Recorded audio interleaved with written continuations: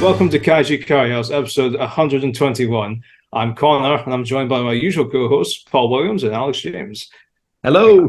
How are you doing, lads? Good, thank you. You. Yeah. And today's episode, we shall be covering the, would you say infamous kaiju film from the 60s? I wouldn't. Yeah, I mean, kaiju film in parentheses. I was going to say, Paul and I regularly stretch the definition of kaiju. We do, don't we? This is objectively not a kaiju movie, is it? It's tokusatsu sci-fi. Yeah, with kaiju actors. That's true. Yes. That's true. And a really bad marionette puppet. Anyway, this is Atragon we're talking about, folks. Loosely based on the book Undersea Warship, of course, which has no kaiju in it. So, spoilers. But anyways, but before we get into the film, Alex, what have kaiju been up to? Well, thank you for asking. Yeah. So I've had a very exciting couple of days. I basically, for the first ever time, having looked at the G Store, I decided to bite the bullet and I went for a proxy service. I've never done it before. I've always traditionally gone through, beloved, trusted sellers such as Awesome Collector, who we highly rate here at Kaiju Curry House. Yeah, I've gone for kind of people that I'm familiar with, such as Flossie's, Awesome Collector. But I had such kind of like a newbie experience where I kind of went in and I was commenting on the X Plus Collectors page, and I'm like, why won't it translate into English? And I felt so basic. I've been collecting Godzilla stuff for years, and I was that guy being like, why is everything in Japanese? I don't understand it. I just want to buy toys. I can't believe it either. And I was clapping on, and then suddenly just bam, Bai, or however you pronounce it, kind of popped up, translated the page for me, and was like, would you like to buy through us? I'm like, well, yeah, as a matter of fact, yes, I would like to part with my money, sir. So I have pre-ordered the Yuji Sakai. It's the fourth stage Awakening Shin Godzilla from 2016's Shin Godzilla. And the reason for that is because for a long time, I've been a huge Shin Godzilla fan, and I was lucky enough to get the Yuji Sakai standard 30 centimeter model, but cost of living crisis kicked in. I needed to make multiple flights over to America for family, and combination of that with childcare costs, I had to sell my Yuji Sakai 30 centimeter figure. So imagine you're parting with your most prized item, and the reason why you are parting with it is because it's the most valuable in the financial sense. So I kind of sold this figure, and when you sell something, but immediately you regret it. I had that. Yeah. I was like, great, okay, I've sold something that I wish I hadn't sold. And I thought, yeah, how quickly is it going to come round? Well, fortunately, there's been another release of a slightly different model, and I've gone for it. So I use the proxy service buy, and that's going to be coming out in November, December. I just basically dropped 200 quid on that. The downside of not going with Awesome Collector, Paul, is that I don't have monthly installments. Oh, payment plan. Yeah, no beloved payment plan. It was basically credit card, job done. But yeah, I'm very excited for that, and I'll do a full review when that comes out. So can I ask, there's this buy service that it's provided, it's like in an arrangement with the Godzilla store, isn't it? It's not like That's right, yeah. Yeah, so it's a third party, but they are affiliated with them in some way. What sort of premium are they adding on for this buy service, if any, or is it literally you're just paying for the shipping and tax? So I'll be invoiced for the shipping on release separately, which I imagine will be around £50 to £80, which that's about standard, unfortunately. Yeah. Excuse me. So that's almost kind of like the part two of the purchase, but that's quite a few months away.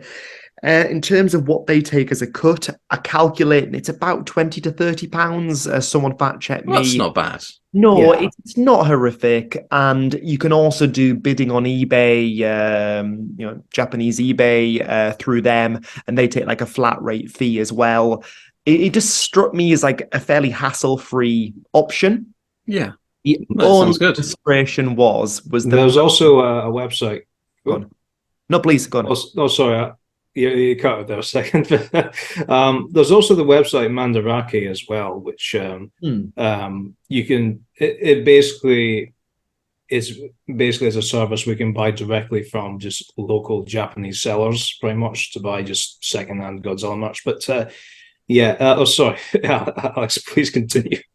No, it's fine. I possibly did cut out. It was just to kind of add to that the only thing which was frustrating was I was so kind of antsy to pre-order this item that I went through by and then pre-ordered it, done. 2 days later, I see Awesome Collector advertising it, and it's like, you know what? Had I just waited a couple of days, I would have preferred to have taken my business to Jason at Awesome Collector because I'm quite faithful to him. But it was that feeling of, I've sold this figure that I immediately miss and now want it back in another form. So there we go.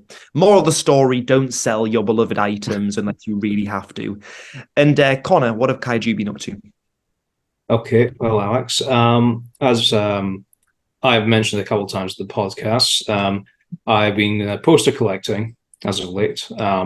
I recently got my Frankenstein Conquers the World poster that I bought like a couple of months back, I believe. That has now been properly framed. I originally ordered a frame for it from like some website or whatever. It never arrived, which was a bit of a pain. So I ended up having to go to a frame shop and getting it custom made, pretty much. Ooh. So it's a big poster. Like it's like you'd think it'd be like standard, like a UK size. And I was like, no, it's about the size of my bed. So, so that's hanging in my living room. So the next time people come over and they ask, "Who's Nick Adams?" I'm glad that you asked. Yes. But I also got the War of the Gargantuas poster as well, which I still need to hang up. But it's actually a Thailand poster, and it's actually it's a shame I don't have an image of it, but it is like a work of art itself. Like it's hand painted, it's bright colors. It's just like it really is eye catching. This poster, and honestly, I'm actually surprised of how cheap it was to get as well. It also has a Kumi Mizuno on it, so I think it's very appropriate to put that poster next to the one with Nick Adams, because Kaiju fans, if you know, you know. Oh dear. Also, as people would probably know, I recorded a first draft of the Lost World episode a few weeks back as well. And unfortunately, my segment was mostly cut. So I never got to show off this little creature here. Unfortunately, yes, folks, I bought a Funko Pop. Oh, God. Is that a pink Godzilla? Yeah, it's supposed to be... Yeah, it's supposed to be from Godzilla vs. Kong. So it's supposed to be... When was he pink? Was that a dream sequence I missed? I think it's supposed to be like the lights in Hong Kong or something, or they just really want to make a pink Godzilla. That's just my guess. Well, oh God, whatever floats your boat. Hey, listen, Funko's going out of business, so be as well just get. Oh, is it? Well, it's not they're going out of business. There was like some story like a while back, like they have a lot of unsold stock that they've just been falling in landfills or something. So, I did hear about that. Yeah, they did, but they started doing everything and anything they could. Oh yeah. I mean, they have like such a crazy approach to merchandising and products. They're like cockroaches; they're everywhere. They are. Really, they really are. It's funny how like for a long time, I think slightly before your good self joined us, Connor, we used to say that the Defo reels were like a rich man's Funko Pop, but to reverse that, like it's true that a Funko Pop is just a poor man's Defo reel. Oh no, I would love to buy a Defo reel and just have it on my desk, especially the Godzilla 98 ones as well. Yeah, the nice 98 Godzillas. Oh, speak of the devil. Look at that bad boy. There we go. Yeah, I'll get my Gigan after the break. I'll bring that down. Yeah. I also bought a doormat as well. You bought just a Kaiju doormat? A stupid Godzilla doormat for my flat. Just like from HMV. They just had they're just there in HMV. Just so if you want to buy a silly doormat with Godzilla on it, go get it. If you got a cat, they'll love it even more because when I brought that back, my cat pretty much claimed it. So Nice. That sounds really good. yeah. I do need to get a new doormat. Mine still says Merry Christmas. Merry Nothing wrong with that. You can wish people a Merry Christmas even after Christmas. Yeah, I guess so. There's a Scottish comedy. I don't know if you guys ever watched called Still Game, and they have a doormat called Wecklam. Still welcome, but oh man, I should have got one of those, but never mind. Anyways, Paul, what have Kaiju been up to? Okay, I think you've mentioned this previously. I watched Nope. And I don't know if I should say any more than that. What did you think? I really enjoyed it. It wasn't what I was expecting, but I did really enjoy it. Yeah. And would you say it's worthy for a Kaiju Curry House episode? I don't know if it would warrant a whole episode. Maybe if we used to do that format where we'd each review a film or each discuss one, so it'd be only like a 10-minute segment, and that we would probably get away with, but I don't think we could say. I don't know. We could put a poll out to the group and see what the others think, but I would say no. I finished the Prince of Peril book that I was reading, so that's the second in the Venus trilogy by Otis Klein, and it's very similar to the first one that I can't even remember now what it was entitled. The first one was about this chap called Grandon. This one's about a chap called Zinlo, and essentially they're both people from Earth. They both end up on Venus through body-mind transfer thingies. They both happen to find a princess who then gets kidnapped, and they go around the world trying to save them against all sorts of creatures and savages and the sorts. The first book, had creatures called sabbits, which was basically like an entire race of, I guess, ants or beetles, that sort of thing. This one doesn't quite have that same cool creatures. It's got like a village of apes. So, but they they're like more civilized. They talk and stuff. And then there's also some androids. But this is like early, I'm trying to think it's late 1800s or just early 1900s, but the androids they're like drinking acid and they're all cogs and stuff. So it's very early what the idea of a robot person would be. But they do have lots of creatures around in the jungles and in the seas that would definitely be kaiju fitting. But it's just amazing. I mean, it's Pole, but you could just, it's just the fact that every single time you think, oh no, they're done for. No, of course not. They'll find a way out of it, and it's just so ridiculous, but it's good trash to read. Yeah, I just think, like he was fighting this android guy, and he kills him, and then a replacement body comes out, and the android's instantly been uploaded, so he knows his new techniques to fight with. But he still manages to kill like 9 of them before then escaping, and then getting on a boat, getting drugged underwater, fighting off a beast, and then getting up, and then fighting someone in the jungle. It's just like, when do you stop? See, I always appreciate your approach and attitude towards fiction and novels, Paul, because I don't do it often. Because Joe, bless him, he sets the bar so. Oh wow, Joe's he's a scholar. Yes, we're speaking of you very positively right now, Joe. We love you, Joe. And then, we do love you. And the thing is that you hear like, oh, you should check out this book on cryptozoology. Like, oh, that sounds fun. You read it and go, wow, that's pretty academic. Yeah. But then the books that you and I enjoy, they're a little bit more low bar. Yeah. I mean, and that's not a bad thing. Number one Meg fan here. Thank you very much. Exactly. I know you're the Meg fan. I think it's more that like I get in from work and I want to rot my brain slightly. I'm like, I'm done being intelligent for the day. I want a page turner. That's it. I mean, I on the last episode I watched Avatar, the new one, which is just over 3 hours long, and Blue Avatar. Blue Avatar. Blue Avatar, yes. Sorry, not the other one. Not the air or whatever he is. Yeah, the good one. The good one. No, the bad. I watched the Smurf one, and it was amazing. It is incredible, but it's a trashy, delightful spectacle. Yeah, I've actually never seen it yet. I've seen the first one, but yeah. But they are amazing films. I think the effects, the story. I love everything about it. But equally, I can watch the Fast and Furious films, which are even, which is just complete trash.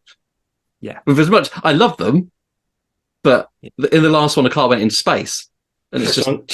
Was there not something they wanted to do? They wanted to do a crossover with Jurassic Park. Fast and How Furious. would that work? Just out of interest. I know, like the T-Rex's arms was too small to turn the wheel of the car. Fast and Furious Tokyo T-Rex. Oh dear.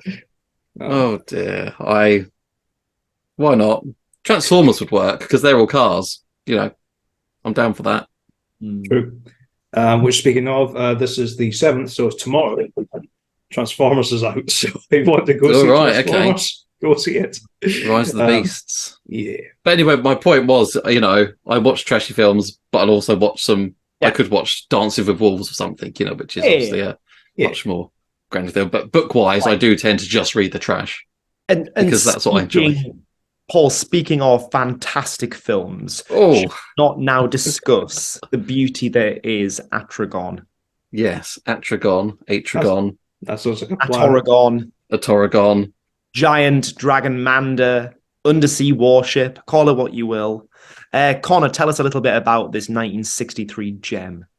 Okay, so there's a bunch of mysterious kidnappings happening. As per usual with these standalone like Ishiro Honda films, like they did it in the Mysterians as well. Like they just kidnap people. But okay, so I'm getting off track. So basically, so the Mu Empire, which is basically like Atlantis, pretty much, is basically kidnapping people, and they've got a submarine, and they want to take over the world for some reason because they're dicks. They're not. No.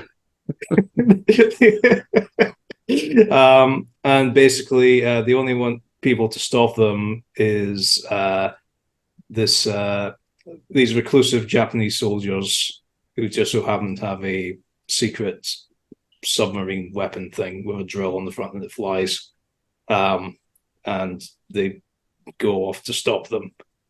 And there's Manda as well, the kaiju. There's Manda as well. Manda as well, yeah. So the Mu. So the Mu. I noticed in the scenes they've got lots of Egyptian things around. So they've been under the water since Egyptian times. Yeah, I guess. As you say, they are getting people who work with caves and cave-ins because they seem to be struggling a bit. Their caves are collapsing and they need human engineers. I don't know why they haven't got their own engineers. Exactly. I mean, they've got flying cars. Like they show in the film, they seem pretty advanced, don't they? It's just like it'd be a good idea to maybe, I don't know, go up to the surface. I don't know. But they've been under the sea for a long, long time, living quite happily, peacefully, ignoring us. We've been ignoring them. And now, is it because that their empire, their cities are starting to cave in so much they think, actually, we're going to take control of the surface world because we're better than you? Yeah, I'm trying to think of the actual reason why they've now decided, no, we're going to try and conquer the world rather than just be happy underwater. Sorry to interject, but it just strikes me that 10 years later, this would be inspiration for an incredible film called Godzilla versus Megalon, which also has kind of like, tensions between Atlantis underworld civilizations and surface, and it's funny you mention that because the DVD from Media Blasters refers to the Seatopians as the Mu on the back of the box. Oh. So that's right, folks. Godzilla vs. Megalon is a sequel to Atragon. You just didn't know it. Wow. Godzilla versus Megalon is a sequel. Oh, so basically, by that logic, the Mu pretty much have the most useless kaiju in the world. They both have Manda and Megalon. They're both idiot kaiju. So that's amazing. Okay, right. We're going somewhere with this. What we are getting at, Connor, is that Atragon is actually an origin story for Megalon. Yes, that's. Being serious for a moment, I think it's important to kind of give a shout out to the incredible team that created this film. So, Atragon, released in 1963, as you mentioned earlier, Connor. It was directed by Ishiro Honda, obviously a powerhouse of Toho. You've also got Eiji Tsuburaya. I'm possibly pronouncing his name incorrectly there on special effects. Now, what I learned about Tsuburaya was that he actually got kicked out of Toho. He was just basically kicked out. He lost his job because there was some kind of theories about him being involved in military propaganda, and he lost his job for a while, then got brought back. But Tsuburaya was involved in earlier films such as The Invisible Man Appears, which was 1949, considered to be Japan's first ever science fiction movie. Also, Princess Kaguya, which was 1935. That was the first film in Japan to use special effects. The fact that you've got Akira Ifukube on music. Now, for those of you who live under a rock and don't know who Akira Ifukube is, he created Godzilla's Roar. So you've got this immense kind of team. And I had a look into kind of the cast. It's the fact that you've got so many of the kind of the strong cohort team of Toho, if that sounds correct, gentlemen. You got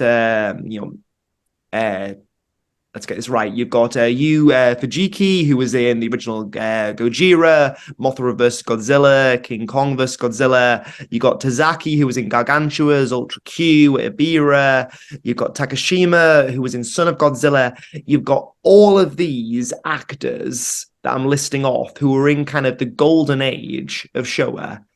All of these. As you say, it's the star team, isn't it? I'm glad you said all the names. Exactly. I mean, for all that we're joking, we're trivializing it and like throwing around Megalon like it matters. It's the fact that you have got this really strong cohort at the time. And my understanding is that Atragon was pretty well received.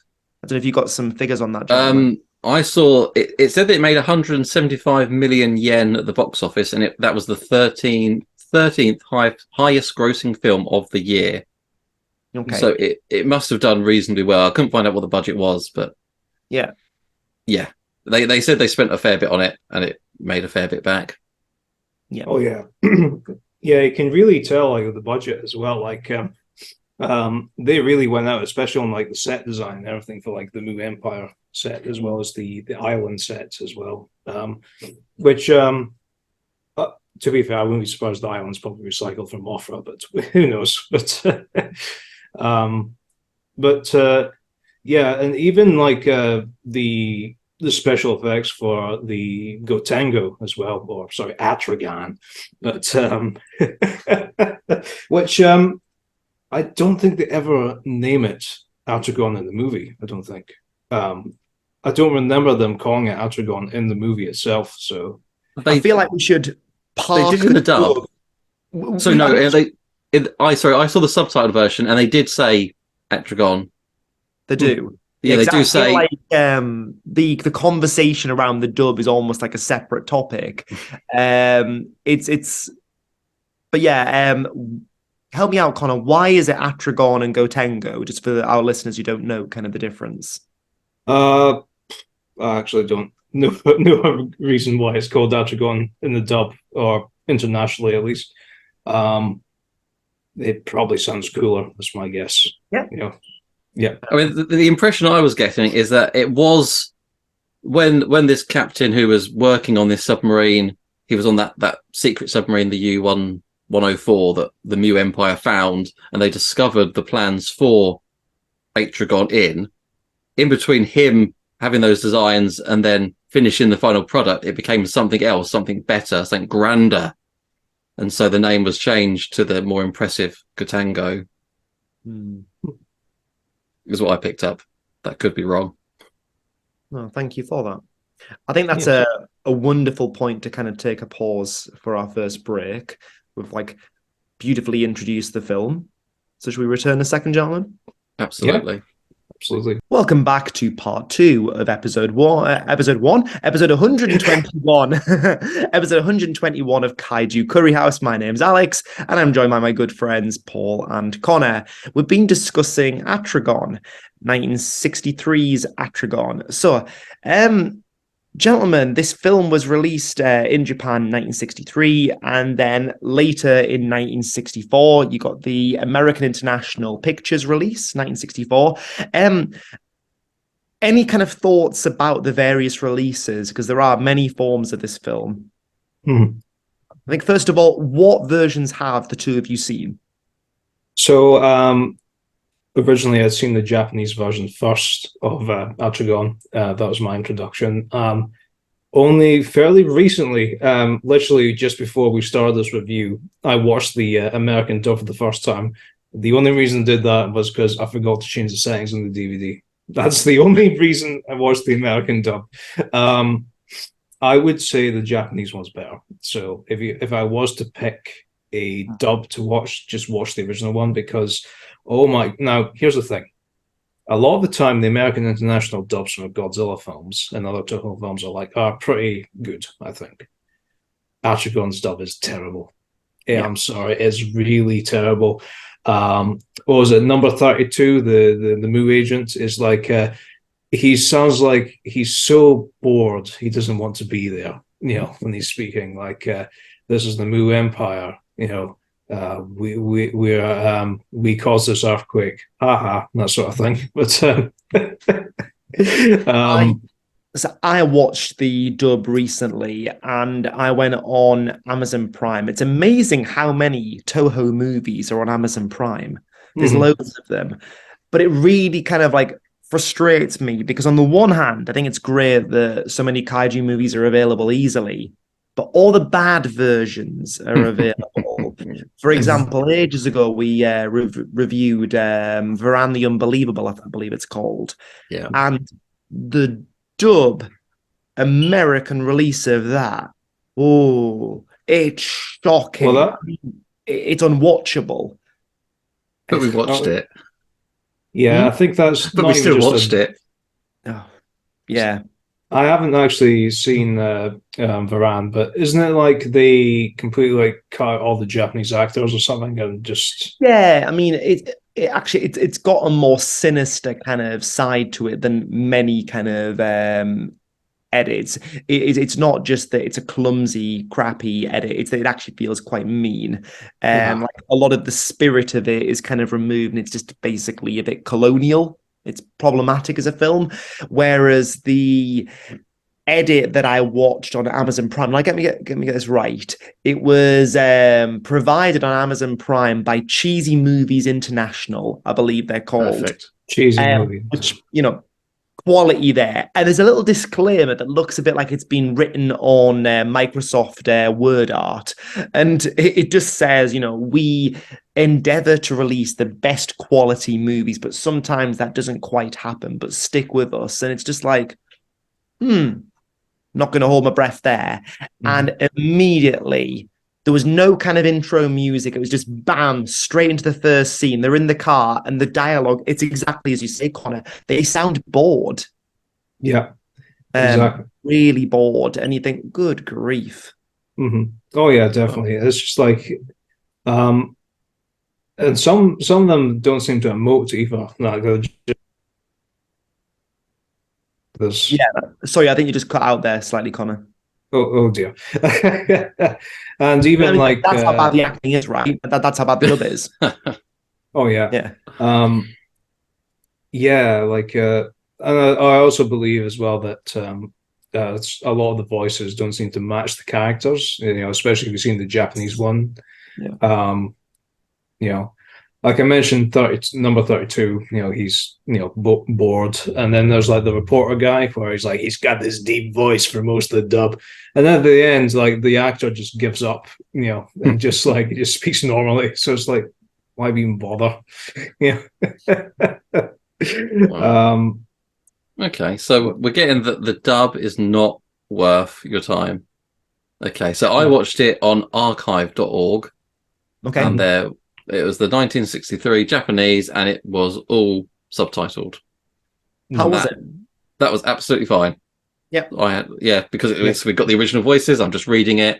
It seemed pretty solid. I could follow what was going. There's some bits where it wasn't the best English, but it was fine. Absolutely fine. Sounds like it wasn't off-putting like the dub was. Yeah. So yeah, that's the one to go for. I mean, it's almost like that's actually what the actors sound like, and it sounds more natural. Exactly, yeah. That's it. And then I'm just imagining them saying the words I'm reading, so that's fine.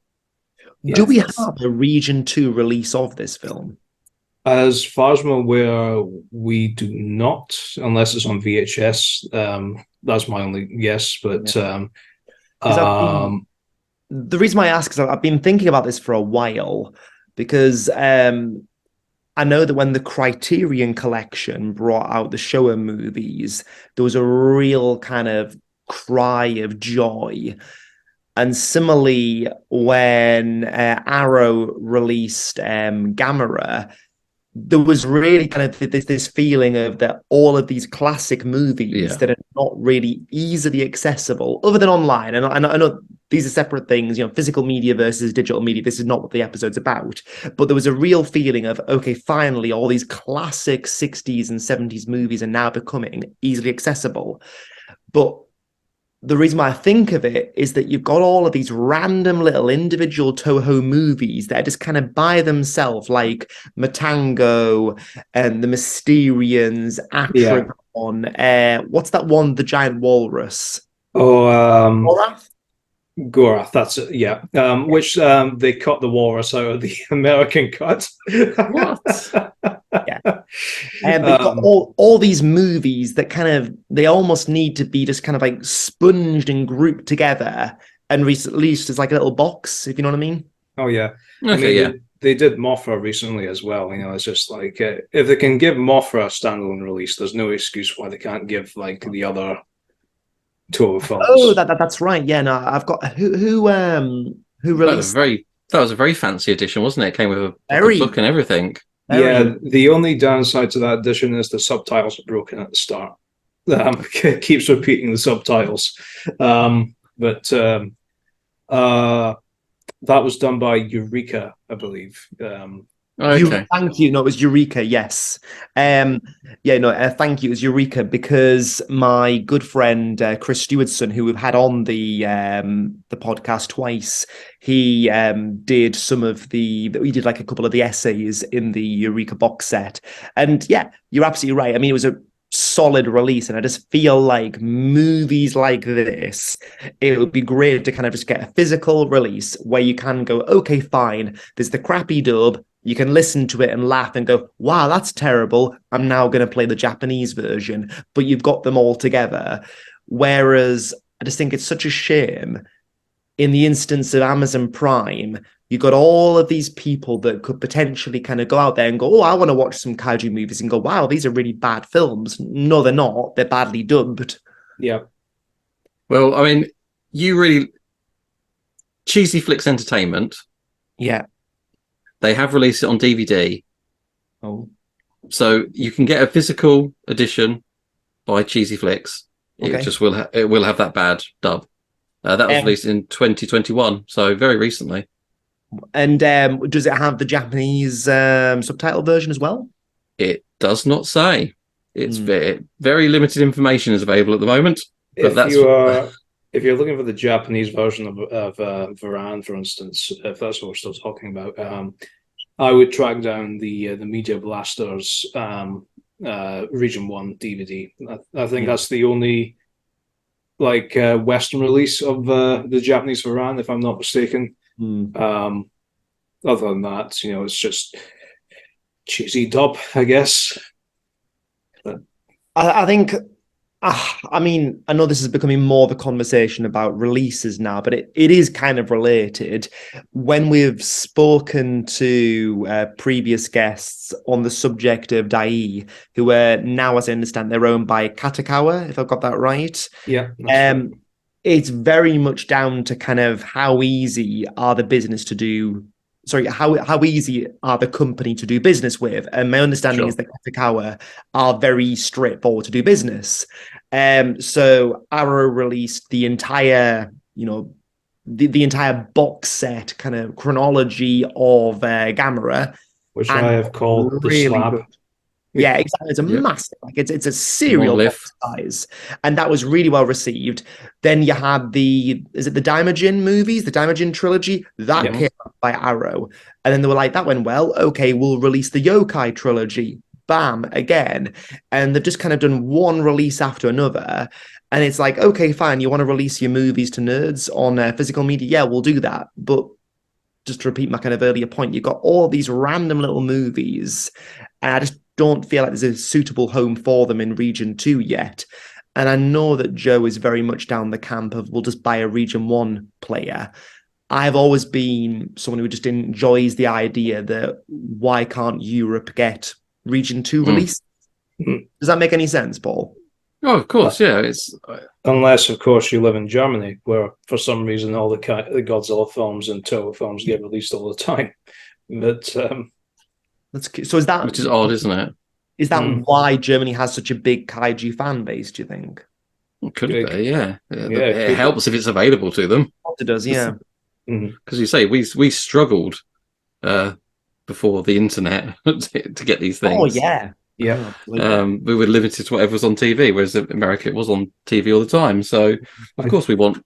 I mean, I've got a Region 1 player, yes, but I'd rather not have to plug that in every time I want to watch exactly film. that. I mean, I also have a Region 1 player, but I think just kind of also that collector part of me, it's nice when things match up. I really like that in terms of the style of the artwork.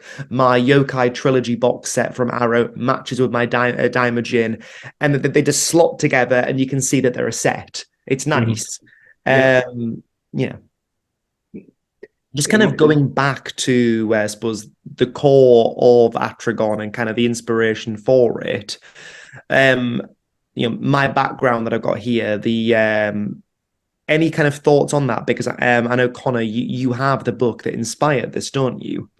Yes. Oh, God. So is that the undersea warship, A Fantastic Tale of Island Adventure? That which is rolls off the very tongue. Same, yeah. No, it definitely rolls off the tongue. It rolls off about as well as GMK. Godzilla, Mothra, King Ghidorah, almost as all out attack. It's that level of awkwardness. So this book was released in 1900, I believe. 123 years ago by Shunro Oshikawa, and I did a bit of reading into him, and what I thought was fascinating about Oshikawa was that his writing was not only very much inspired by Jules Verne novels of, the 1860s, Journey to the Center of the Earth, all of those kind of classic books. Where is Joe when you need him, Paul? Like right now, Joe's kind of ears are pricked up. Joe's mad for anything Jules Verne. I can't believe he's done this to us. Yeah. I know, right? But like, what's interesting is you've not only got the influence of Jules Verne, you've also got the fact that around kind of the late 1800s, early 1900s, Japan is starting to kind of open out to the rest of the world. And my understanding is that this author, Shunro Oshikawa, he basically was very inspired by the development of kind of undersea warships, armored submarines, and then the kind of the growing threat of war between Japan and Russia, which eventually kind of did develop. And it's kind of been, as I understand it, very, very loosely converted into a sci-fi kaiju adjacent movie that's got a dragon in it. Very loosely. Very loosely. Manda, who's located behind Paul. So any kind of thoughts on the book? Have either of you read it? No. No, Connor owns it and has not read it. I do not own it. But when I was looking, it said not only was it based on that book, it was also based on another book called The Undersea Kingdom.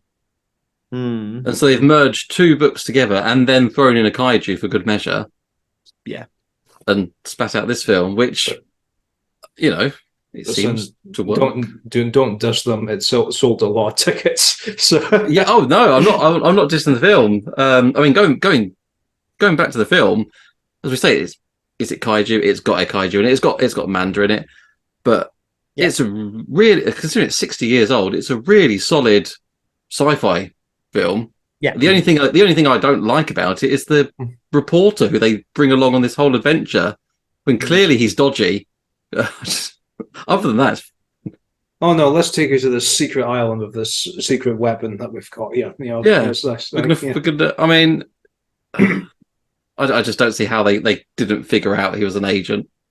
The fact he was wearing a trench coat and sunglasses the whole way. He was speaking like this in the dub as well. So that was a pretty convincing accent for me, Connor. That was good.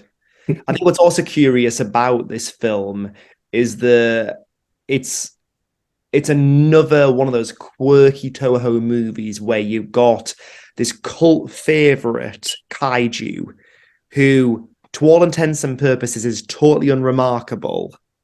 a bit pants, and has kind of persisted and then went on to kind of have these random little comebacks, like in 1968's Destroy All Monsters. Yes. It's like all the different monsters attack, and who else will attack? Manda. That's right, Manda appears when all the other monsters are smashing things. What does Manda do? Slowly wraps its neck around, taking forever around the bridges. And then you've got the stock footage in Terror of Mechagodzilla when the android random character who's talking about how Titanosaurus is going to be yet another evil kaiju, and she's listing all the different kaiju, and she mentions Rodan, except she calls it Mighty Raven, which I'll never get over that in the dub. And there, King Ghidorah, Mighty Raven in brackets, Rodan, and then once again Manda, and it's like, why? Yeah, it's I was starting to think that Manda's just a docile kaiju and that just wraps itself around things. That's it. Just a lazy. Yeah, because I mean, in this film, it does go around the submarine, but that's it. That's all it does. That's the only thing, and then it just kind of gets frozen. Yeah, and going by the film, the prisoners open their window, and Manda's just there. The head's just there. Yeah, behind this window, but then to release it, they have to blow up some of the wall, so it's just trapped inside the Mu Empire. Really, what we got case is just animal abuse at this point. They've just locked this creature up. It's like the Rancor. It's just kept there and fed people every so often. Yeah, until it escapes. Yeah. Mm-hmm. And then tries to destroy a submarine, which freezes it to death. Or actually, it freezes it. We don't know if it dies. Whether or not you want to take Destroyer Monsters as canon to Atragon, that's up to you. But there might be multiple Mandas. Yeah. I don't know. Then I was going to say, fast forwarding to 2004. Yes. What's the first kaiju that appeared? Exactly. In Godzilla Final Wars? Manda. You got how cool is that scene? Love it. Yeah, no, so did I. I mean, we regularly come back to Godzilla Final Wars because it's such a trashy, hot mess of a movie, but it's flaming enjoyable. It's so much fun, and that scene is just so testosterone charged. What's his name? Is it Don? What's he called? Don Fry. He's got Don Fry kind of standing there, with like all of his masculinity as he's charging the Gotengo, and they're all, it won't hold on, and then he just basically drags it down to the Earth's core, and then like breaks away. And it's like, why Manda? Why? Because it looks. I mean, it must be a fan favorite. So people are obviously like, bring back Manda. They say, and then we see the Zero gun or whatever it's called here. It freezes Manda with a spray, almost like a webbing, isn't it? Slowly done. Whereas in Final Wars, it just shoots and freezes Manda, which looks spectacular. It's like, I think that's what they wanted to do in this film. I think it's just a running joke at this point of how much of a useless Kaiju Manda is. No. Don't say that. Atragon gets killed in the very first couple of minutes of Final Wars. And then in Godzilla's singular point, where Manda tries to attack Godzilla just kills it in 2 seconds. So don't remind me of Godzilla's singular point. I'm still getting oh boo, boo hoo. But I tell you what, the Atragon, the Gotengo, which is then in Final Wars, isn't it? It's the flying ship that goes around fighting and everything. Do they call it the Gotengo in?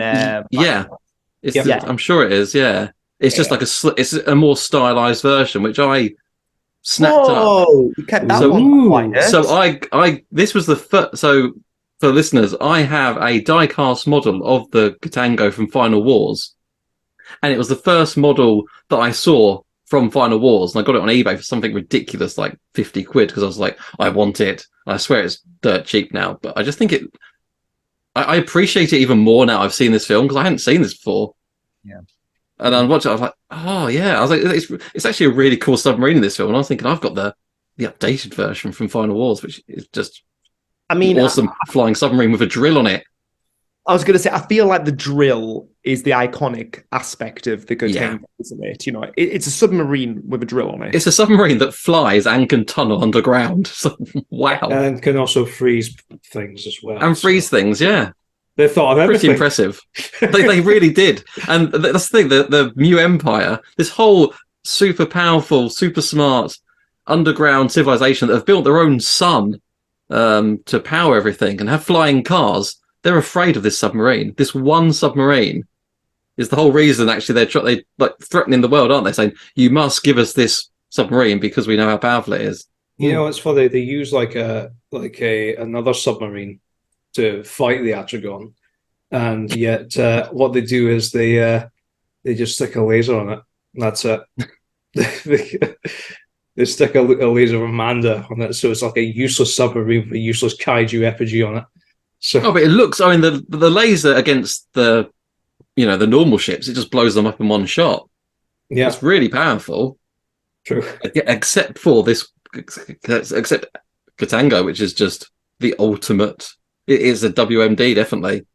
WMD. Can you hold up your Gotengo again? Absolutely, sir. Is it the Bandai?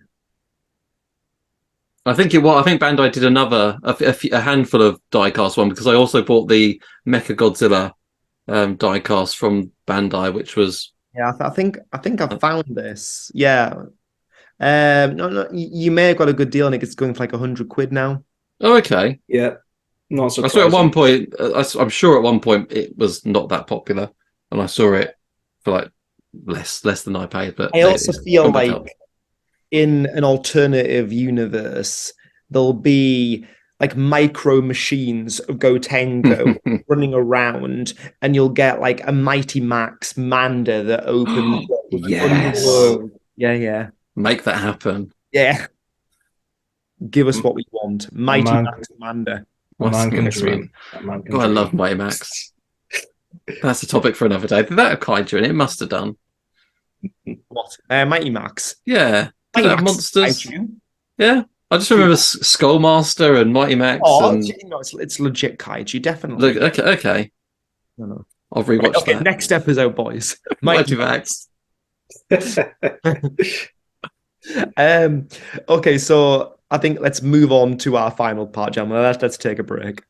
Cool. Hello and welcome to the third and final part of episode 121 of Kaiju Curry House. Before we wrap up, I just want to quickly go around the panel and just say, what was your favourite thing about this amazing film? Because for me, considering this is 60 years old, there's a scene in the city where a earthquake essentially happens, and they've been given a deadline of when they have to surrender, and they're watching the clock. It's ticking by second. The hour chimes, and they're like, right, this is it. What's going to happen? All's quiet. and suddenly steam starts venting out from the manhole covers, like more and more. Everyone starts running, and then suddenly you just see a shot of the whole city just sink. It just goes in like a sinkhole. And I was reading on Wikipedia that actually went wrong. To do it, they built the city, and it was all tied underneath to a car, which would just drive, and it would sink in a wave because it would pull on each wire. But apparently the driver panicked, and it just went all too quickly and just sunk all in one go. But I thought that looked really impressive for something that's this old. I was thinking, wow, that's good. And whilst not the film itself, the production started in September. They released it in December. How did they make it this quick? I mean, is this a thing of, in the time, practical effects, you film it, it's done. There's not really much editing and CGI and all this stuff it has to go through. So it's just bam, bam, bam, done. There's a number of Toho movies where my understanding is, I've said my understanding far too many times. There's a number of Toho movies that were just released really rapid, and it seemed to almost be down to what are our quarterly reports going to look like. Godzilla vs. Mecha, Smog Monster 1971, that was a 3-month operation as well. And like you often read kind of information on Toho movies, it was the highest grossing movie of, and then like of the, let's say, winter period, and you got right. And it seems to be like a season thing that they would churn them out really, really fast. I mean, we have a lot of Godzilla movies through the Showa period that are like, every year there is a Godzilla movie, but we forget that there are other Toho movies also happening alongside that. Here's something for you. Godzilla versus Mothra and Ghidorah, the three-headed monster, came out in the same year.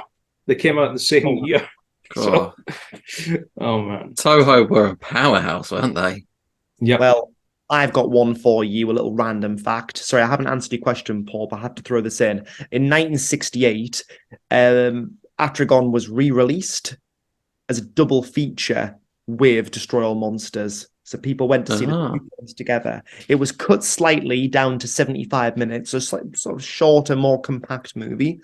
But yeah, I just think that's wonderful that it clearly had a strong following as a film. Yeah, I mean, it's the followers of Manda double bill. Yeah, that's it, the Manda double bill. And this isn't a rubbish little American re-release. Japan, Toho released it again, 1968. So it clearly did well for Toho. What was your favorite part of the movie, Connor?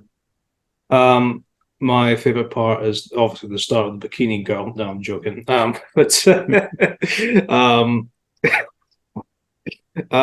No, I would say just essentially all the scenes that involve the Gotengo, I guess, with just because of how well done that special effect is. It's a very impressive submarine. Mm-hmm. Yeah.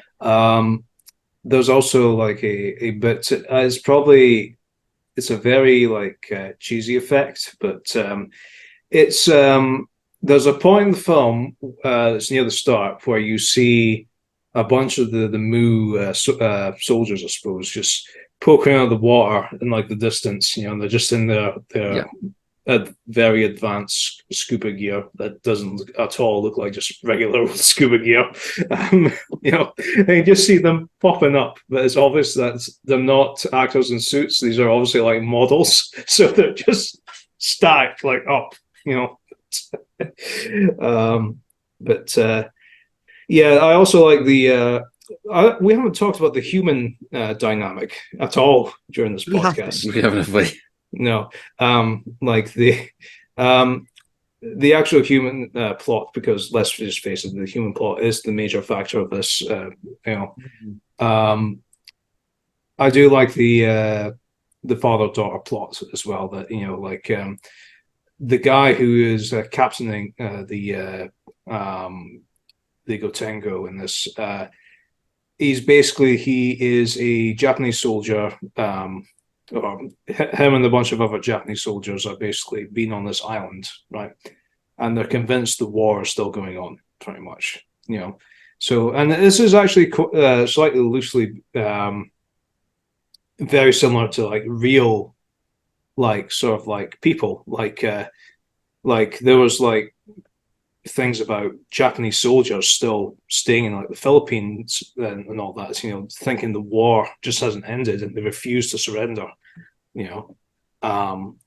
So I find that interesting. It's just like the effects of like you've abandoned this kid for like 20 years, I don't know.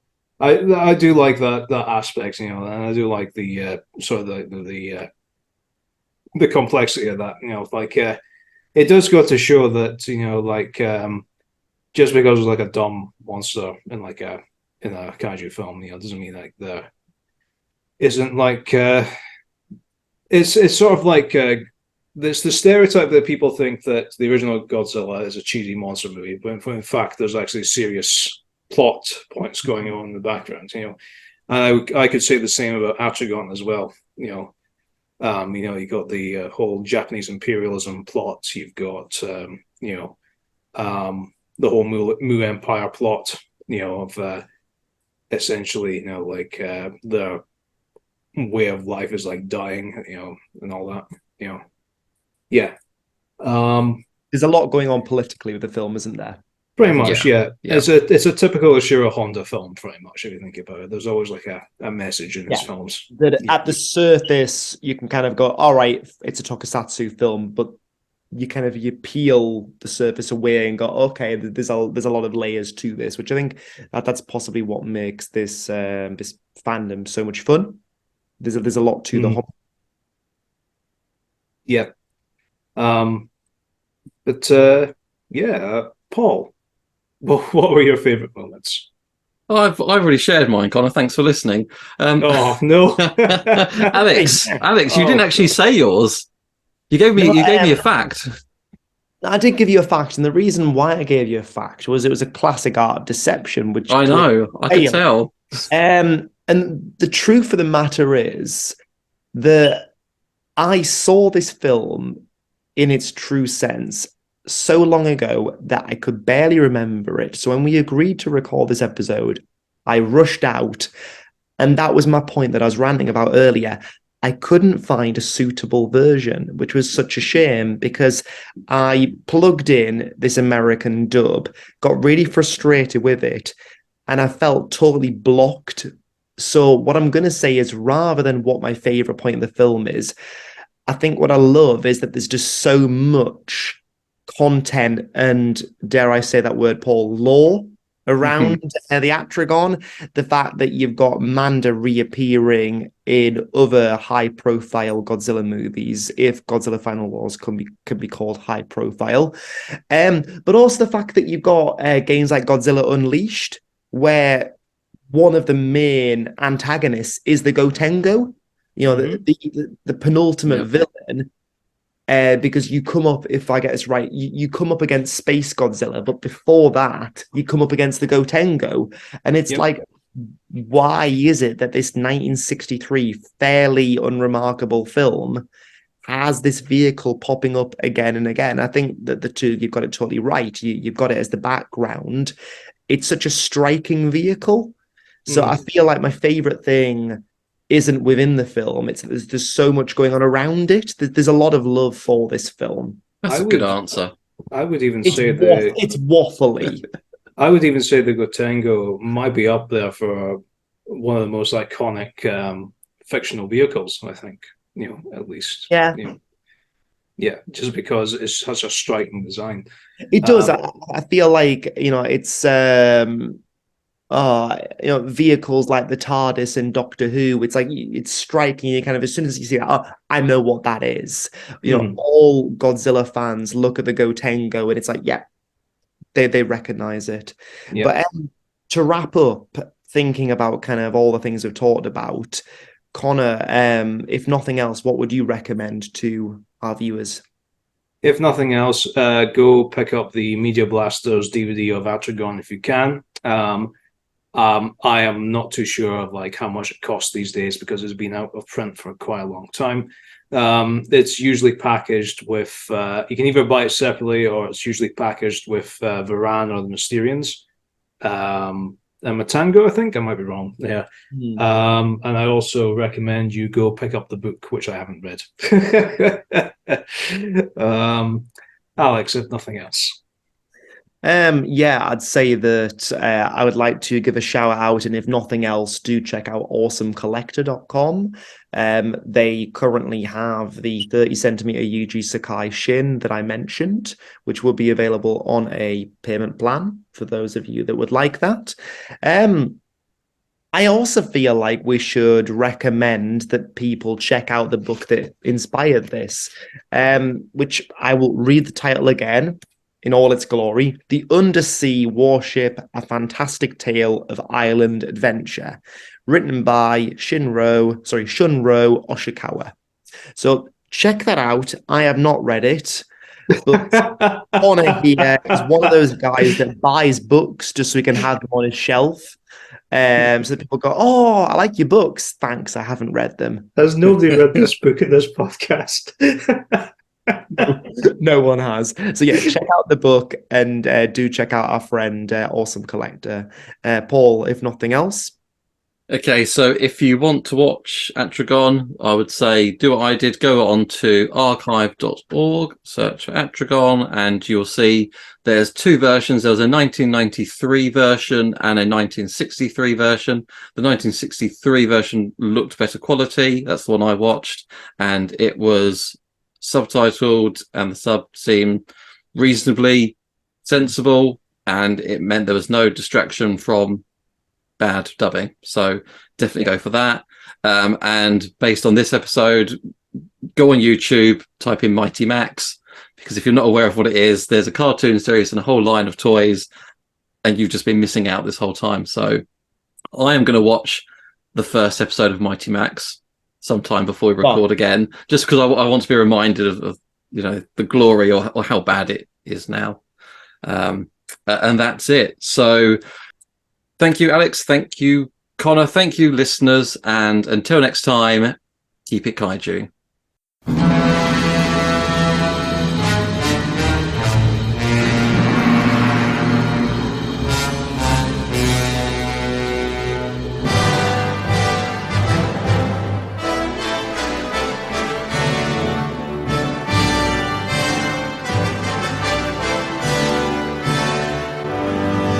I'm quite set on this being an origin story for Megalon, though. Yeah. I mean, that's apart from the fact that the Mu Empire get destroyed. Yeah, that would work perfectly. Call it Megalon Zero. Listen, Megalon Zero. It's like Ring Zero rather than Ring One. Try not to think of continuity of the show era movies. But I mean, if they could re-release it and just add a little bit at the end where we see Megalon or something coming up from the explosion, you're like. Like a Marvel movie. Yeah. Post-credit scene. Yes, that's it. Just add that in. That's all we need. And then it's canon. Toho's trying to do the cinematic universe of their kaiju. And, the perfect excuse. Who's the guy from the original Gojira who had like the eye patch? Oh, that's like Nick Fury. Oh, they could easily edit all that together. Make it happen. Okay, sorry. Right, okay, I'll bring us back.